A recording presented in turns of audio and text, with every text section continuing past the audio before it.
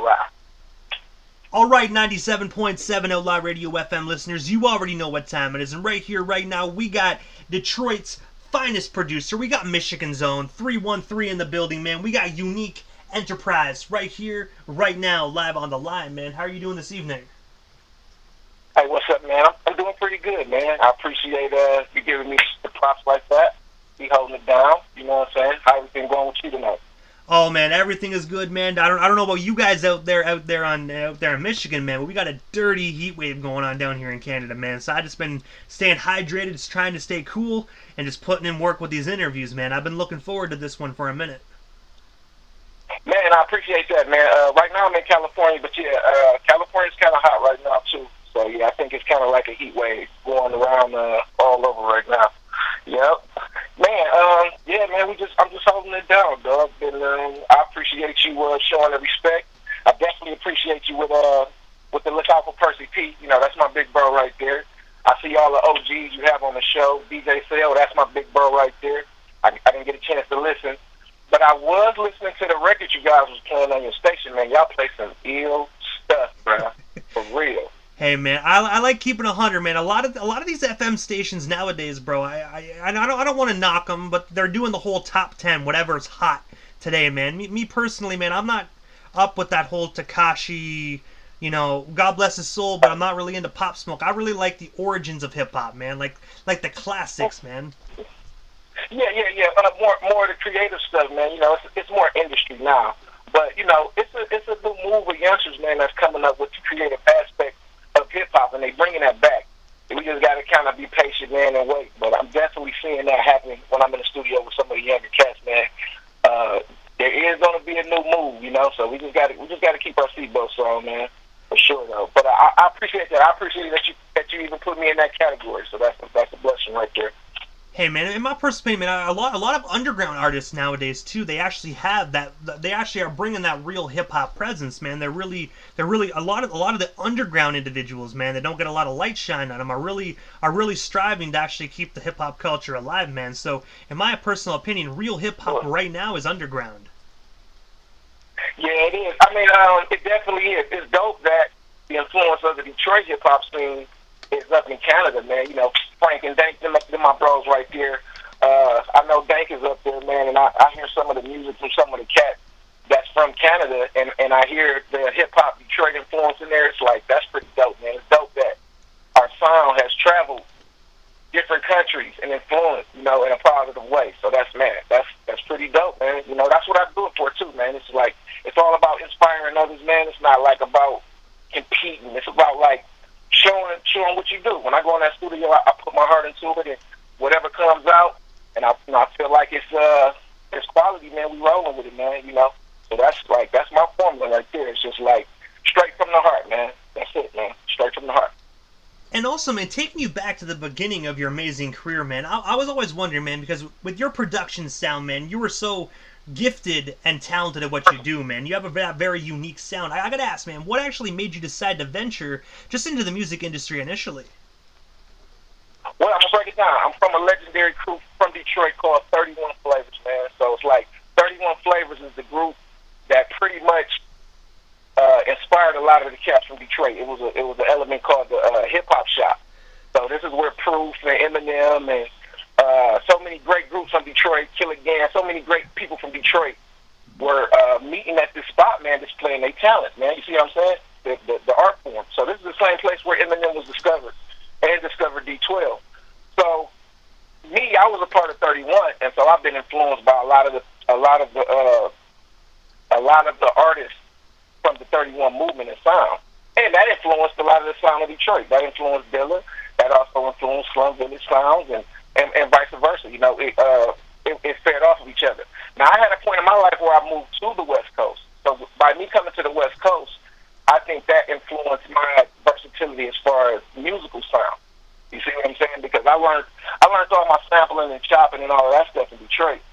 When I made a trip to the West Coast, that's when I really got involved with the musical element, really getting into the studio, really working with big artists. All of the biggest artists I've worked with, all that's taking place on the West Coast, the studios. So it's like I've been blessed, man. I've been blessed to be versatile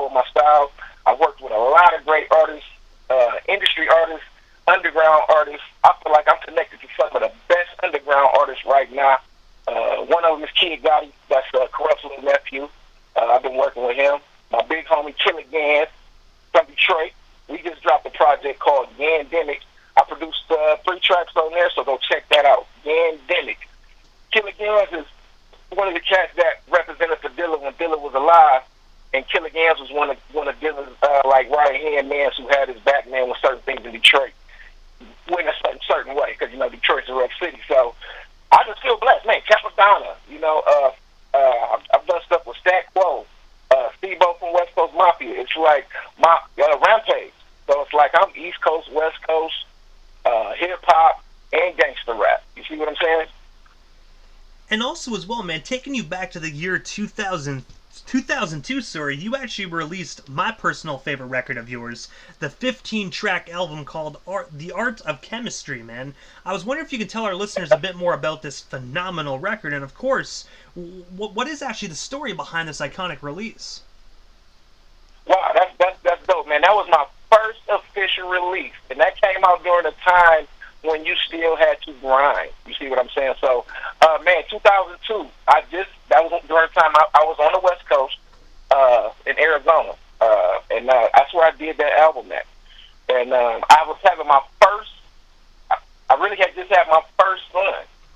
So I was real gung-ho, man. I was real energized. So I produced that whole album on a 16-track task here, man. I produced it on the MPC. I produced, recorded, and mixed that whole project. Got it mastered. I sold a couple thousand CDs of it. It wasn't a digital platform, of course, at that time. And I was able to use that CD to do shows and get opportunities, man. So that was like my first project that was an official project packaged up. Man, it was crazy because when that project came out, I remember I got a call from my little sister saying that somebody had that CD in Detroit, and she was going to a school in Westland, which is a suburban part of Detroit. So it was just like that album did a lot for me, for sure. And I gotta say as well, man, one of my favorite joints off that record is actually Hot City featuring Swalo, man. You got, I don't know, man. That song to me is my absolute favorite out of that entire record. Man, it's crazy, man, that you like that album because that was like, man, that 2002, that was almost 20 years ago. So for that album still to affect people's ears and they can pull something out of it, that's dope, man. That's what art is about. You know what I'm saying? How long it can last, how long it's good. It's like wine, man. You know what I'm saying? The more it ages, it's good. It's gonna get even better. So that's dope, man. That's dope that you like that album, for sure.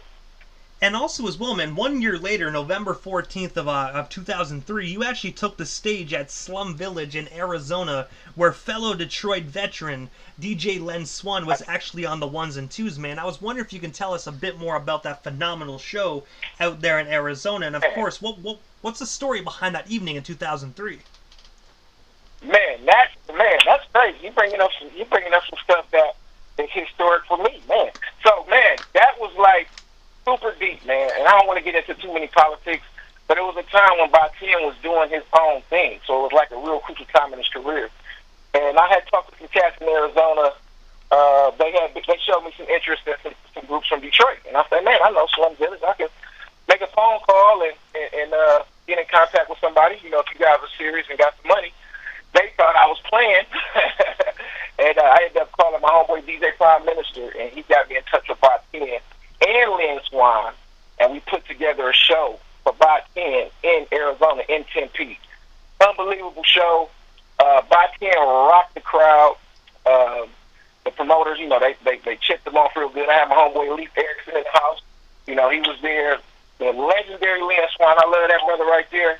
That brother's such a legendary DJ in the Detroit history of the radio and clubs, so that's dope. You know what I'm saying? I've been blessed, man, to work with a lot of legendary people, man. Just legends, man. People who really are serious about their craft and really made a name just off of their craft. You know, and that's the line that I'm trying to follow. And that's what I want to show the cats that's coming behind me. You know, do what's in your heart. You know, create, man. You don't have to follow a certain mode. You don't have to sound or look like you said a Tekashi 6ix9ine. You don't have to have rainbow hair and tell on everybody. You basically can use music as a vehicle to express your pain and express just, you know, to express your pain and also to like improve your like outlook on life. You know what I'm saying? To be creative versus using music as a tool to degrade or cut people down, stuff like that. That's like where hip hop is going now. I ain't even gonna say hip hop. That's where urban music in America is going. Because I don't even consider some of these new artists hip hop. You know, I really don't. I gotta admit, man, I agree with you on that, man. You know what I mean? So some of these artists, I can't even call it rap. You know what I mean? It's kind of like they almost sound like, you know, back in the day when a dog gets a hold of a peanut butter jar. It sounds like just a dog with peanut butter on the roof of its mouth, and you're trying to be like, what are you trying to say? Yeah, like you said, it's just lacking creativity. And hip hop, the origins of hip hop was dope beat and rhyme. And a lot of times, you know, from the area that I come from, a lot of the cats was like self-taught with the different things that they were doing and learning self-knowledge, so you can hear some of that in the music. Today, you don't hear as much intellect inside of the music. The vibration of the vibe is there, don't get me wrong, but hip-hop is more than that. It's a message, it's a pro, it's a con, it's a good, it's a bad, it's a yin and it's a yang. It's not just one side. So this, you know, hip-hop is taking over the world, man, so we got to preserve this. It's like, it's really done something major for African Americans in America. You know, it's been a major voice for us, man. So it's like it's important that we have, you know, radio stations like yours, man. That's playing real hip hop. I was just listening to it, and there was a group on there that was dropping some real ill. I had never heard the song. He really was just playing it, and they was dropping some ill stuff, like breaking down like the family and what's going on with the woman and what's going on. You know what I mean? It's dope. We need more of that. Oh man, most definitely. I gotta say, a lot of the stuff, man, that I play, I like to play like a lot of that conscious stuff, man. I believe it probably was Loose Cannons, because I know I have them in rotation. I have the might have been, yeah. They have that East Coast New York vibe to it.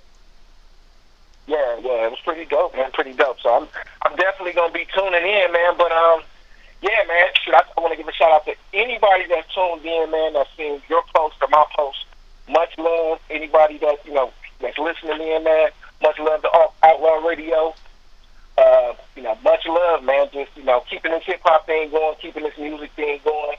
You know, keeping the things going for those in the struggle. You know, so that's what this hip hop thing came from, and that's what this hip hop thing is, a vehicle to get out of the struggle if you do it right. And also as well, man, jumping ahead in the timeline a little bit, man, to May 10th of 2012, and I know you briefly brought up Rampage, the Flip Mode Squad, a few moments ago, but you guys actually teamed up to release the single titled Haters, and I was always wondering, man, what was the story behind that collaboration, and of course, where can we actually check that single out today if we haven't already done so? Yeah, that single, that's an old song, man. That single, you know what, man? I need to officially release it onto the digital platforms. I do have that song Haters on, it's on Bandcamp, UneekEnterprise Bandcamp, and it's also on UneekEnterprise SoundCloud, if I'm not mistaken. It may also be on YouTube under UneekEnterprise Haters. But I never officially released that track. But, okay, so the story behind that, man, Rampage, I was working in the studio in Arizona with my man Rocket Dollar. iRock Beats is like one of the most out-coldest producers of all time that I've been around. He played a part in the record Mercy, in placing that record. But in Arizona, he's a known legend. It's like he's a known producer legend. So, getting to the story, he had a studio that he had that was open because he had got a new facility. So I had ended up taking over the facility. In the process of taking over the facility, I had met Rampage at Rocket Dollar's old studio. So when I ended up getting the studio myself, I hit Rampage up when we had built the relationship. He was like, man, come through, you know. So he just came through the studio. I put up like 5 beats, and he freestyled all of the beats. He did it in about 30 minutes. Knocked all of the songs out, including Haters. Like 30 minutes. We had a girl from Arizona. Her name is Miss B. She's kind of like legendary in Arizona. She's part of this group called Ghetto Government. And that's who's singing on that hook. She's unbelievable. So the way that track just transpired, it was just basically off of relationships. And then once I got Rampage in the studio, once I started playing tracks, he just went bananas. And then that's how Haters came. That's how one of the tracks that's on Trapopolis came. And I got some other unreleased records with Rampage as well. And I gotta ask as well, man. Do you ever think that, you know, with those unreleased tracks, you actually might put together like maybe a collaboration EP along with yourself and Rampage?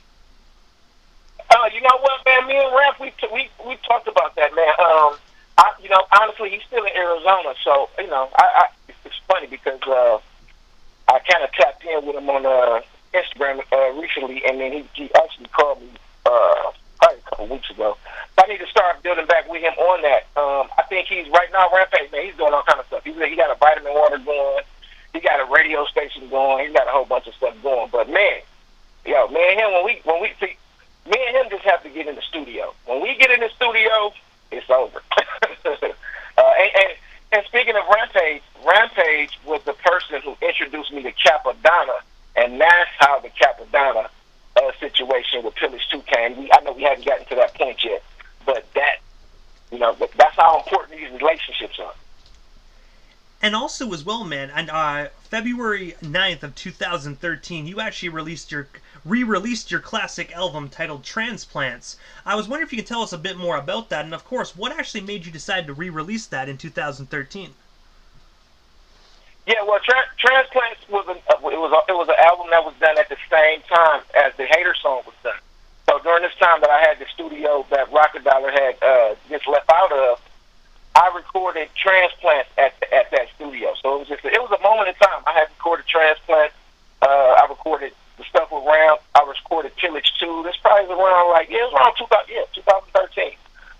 We also did a record with DJ 45. Now DJ 45 is the legendary Kayla Boss, the original DJ of EPMD.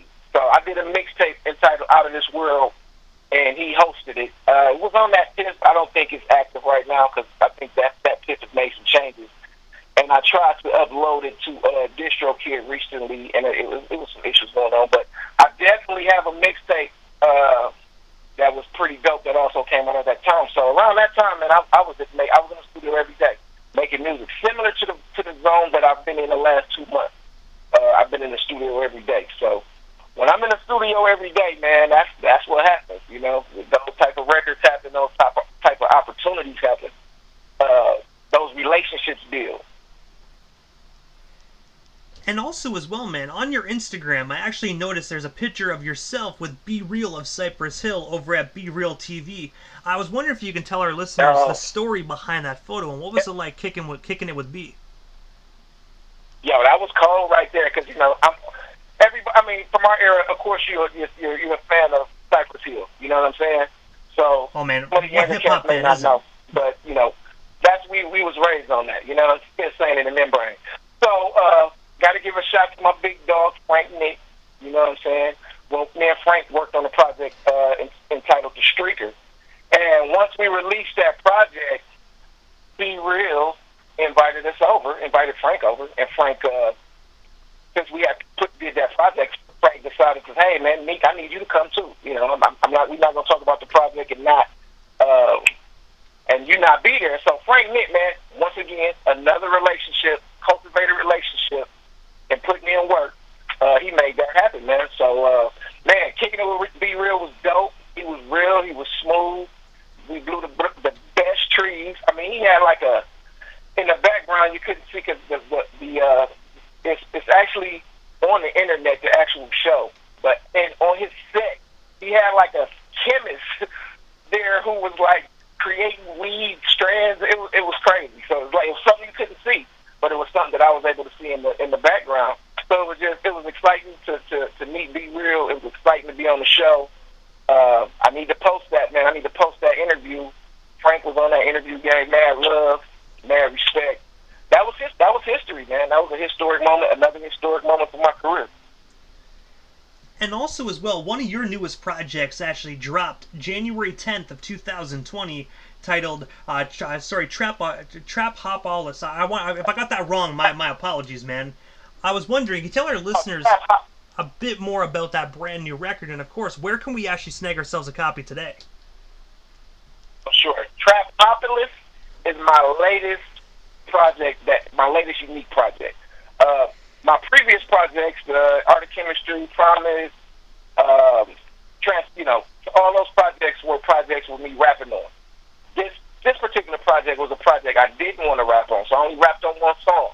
And I basically wanted to take some of the artists that I had worked with and put production behind some of their music, some of their vocals, and try to produce a a la carte Dre type of album where I had some real current solid banging beats, and then I also had real solid MCs. We had Roscoe from DPG on there. Keenan Gotti, that's another artist I'm working with, Corrupt's nephew. We had Rampage on there. We had Capadonna on there. We had Scarab. That's my brother right there. We had, who else, man? Box. Box is a legendary rapper from L.A. who helped discover DJ Quick. He was also signed to Eazy-E and Ruthless Records. And he's also written records for Snoop Dogg. So I had a rapper from California called Big Sono. Big Sono's a pretty known underground producer / rapper in South Central LA. So, man, Trapopolis was a dope album. I was living in LA when I produced that album. I was working out of the NWA Straight Outta Compton studio. So imagine the energy that I had coming in that studio, putting the album together and mixing the album. So Trapopolis was an exciting time for me, because of where I was at. I was in LA. I was living in South Central. I was with my homies off 104th and Vermont. I stayed here with it. And I was working. I had a studio where I was living at. Then I was actually working at Straight Outta Compton studio. So I just started putting it together. Now, some of the verses from this particular album were verses that I had before. So some of the stuff I just put together. So that was like Traveling. Traveling was a record that started with Frank Nick. And Frank dropped his vocals first. And I actually was still making the beat in the process of him dropping his vocals. So once he dropped his vocals, I redid a whole different beat.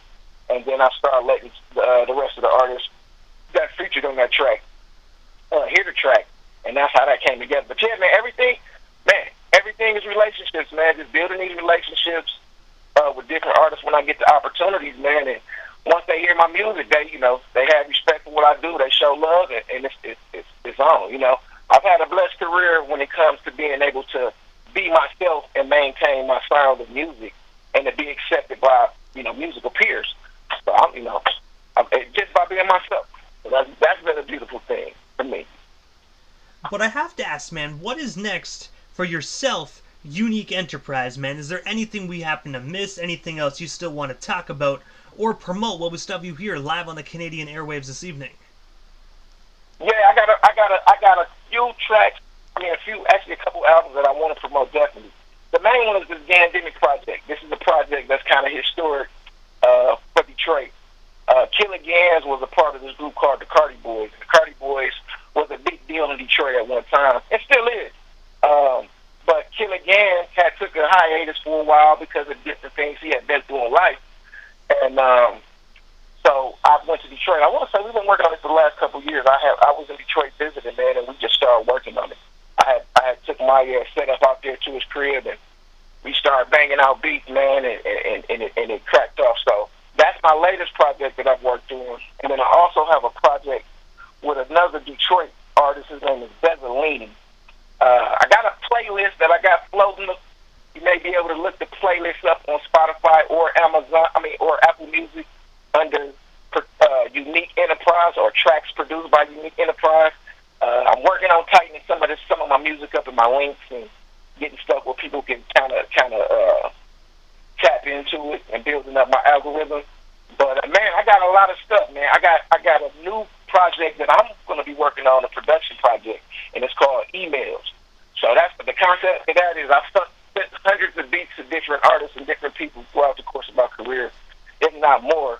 So my email is full with all these tracks for over 10 years. So I'm going to go through this long plethora of emails, and a lot of it's going to cover the time of my projects, and I'm going to put together this beat project. So that's going to definitely be coming.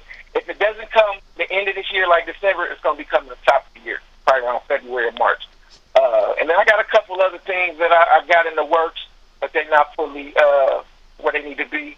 But I want to definitely plug one of the artists that I'm working with, Kid Gotti. Once again, Kid Gotti.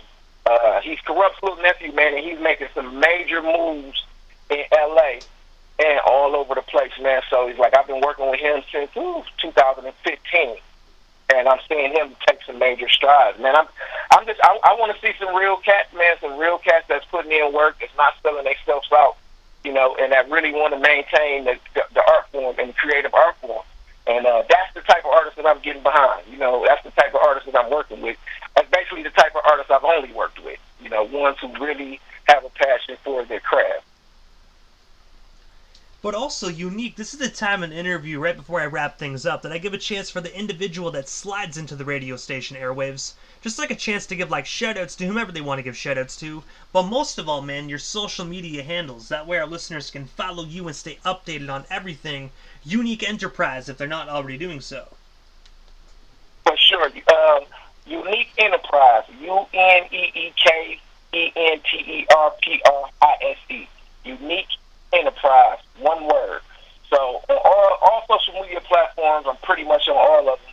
On all musical platforms, I should be on all of them. But man, shout out, man. I'm gonna shout out my crew first, my Detroit crew, 31. If it wasn't for Fouls, if it wasn't for B, if it wasn't for them cats, I wouldn't be doing this music. It was the first cat to show me a 2-track and the Digitech samplers, DJ Prime Minister, 2-track Digitech samplers. That's how we started. I used to ride my bike from 7 miles in Evergreen to 12 miles in Telegraph just to go to the studio. My little sister bike, it didn't even have a seat. That's how hungry I used to be for doing this, you know, for doing this music. And see, that's the type of hunger that I'm looking for in artists that I'm working with, man, the upcoming artists. The hunger, man, people who just like really, really, you know, are really tapped into the art form. But, man, I got to give more shots to the Detroit scene, though, man. All my people in the D, my moms, my pops, my whole family in Detroit.